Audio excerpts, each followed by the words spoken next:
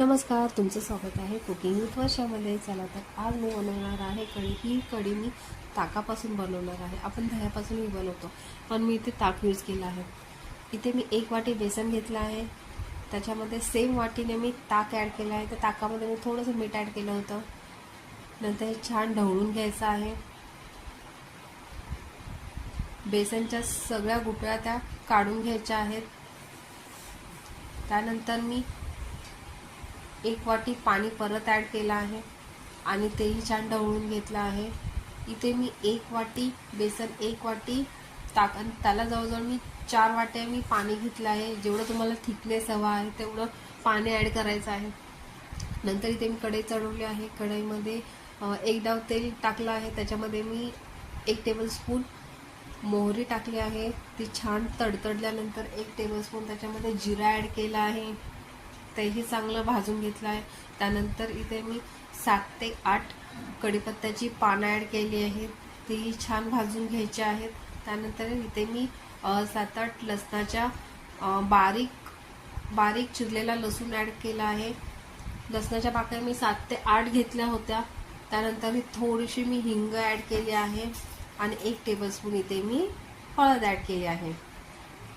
इथे लसूण चांगला ब्राऊन होईपर्यंत भाजून घ्यायचा आहे. फोडणी कढीला चांगली बसली पाहिजे. त्यानंतर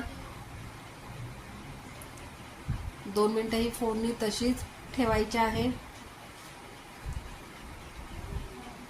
हिंग आणि लसणाची फोडणी छान बसल्यानंतर कढी खूप सुंदर लागते. इथे 1 मोठा टेबलस्पून मी लाल तिखट ॲड केला आहे आणि ते छान भाजून घेतलं आहे. त्यानंतर जे आपण बॅटर बाजूला ठेवलेलं होतं, बेसन, ताक आणि पाणी, ते हळूहळू ॲड केलं आहे. त्याच्यामध्ये तुपामध्ये जे खाली चिकटलेलं बेसन होतं त्याच्यामध्ये थोडंसं पाणी ॲड केलं आहे.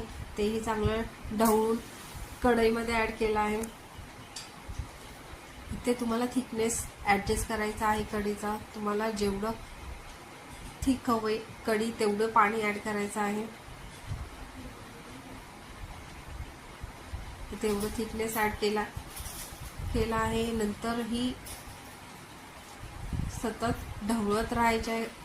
जोपर्यंत त्याला एक उकळी फुटत नाही तोपर्यंत इथे ढवळत राहायचं आहे. एकदा उकळी फुटल्यानंतर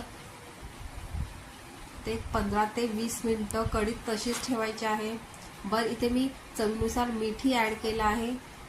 हे बघा, एवढी थिक कढी झालेली आहे. एक 15 ते 20 मिनिटांमध्ये